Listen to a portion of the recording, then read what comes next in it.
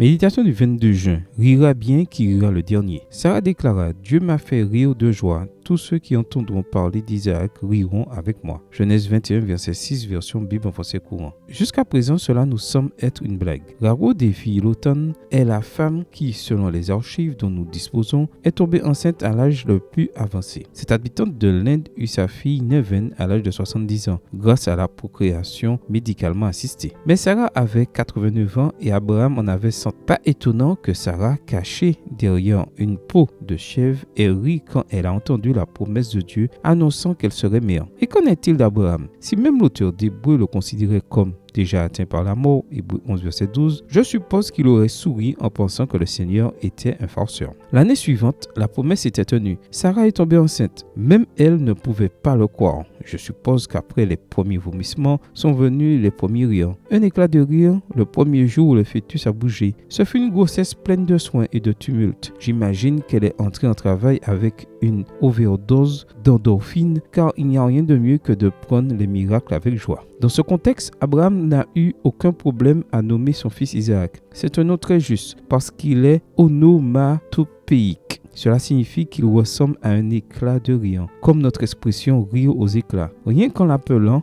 on avait envie de rire. De plus, cela signifie il rira, ce qui implique que la plaisanterie de Dieu était si drôle qu'il continuerait à rire pendant longtemps. Sarah elle-même a déclaré que quiconque entendrait cette histoire la trouverait drôle. Pourquoi le Seigneur a-t-il fait cela? Dieu avait fait une promesse à Abraham et celui-ci a été tenté par les capacités humaines. Il a utilisé des méthodes incorrectes pour avoir une progéniture, ignorant la volonté divine, car il pensait que c'était impossible autrement. Mais pour Dieu, il n'y a rien qui ne puisse pas être réalisé. Il a décidé de le faire en grand, en attirant l'attention de tous. Dans sa délicatesse, cependant, il a décidé de l'exécuter de manière à ce qu'Abraham ne se sente pas gêné, avec bonne humeur et grâce. Il n'y a rien de mieux pour éliminer les expériences négatives qu'un bon éclat de rire. Et dans ce cas, Isaac était un grand éclat de rire. J'imagine de temps en temps Abraham regardant son fils en riant. À la question de l'enfant, je suis sûr de sa réponse. Que Dieu est miséricordieux, mon fils. Tu le sais, rira bien qui rira le dernier.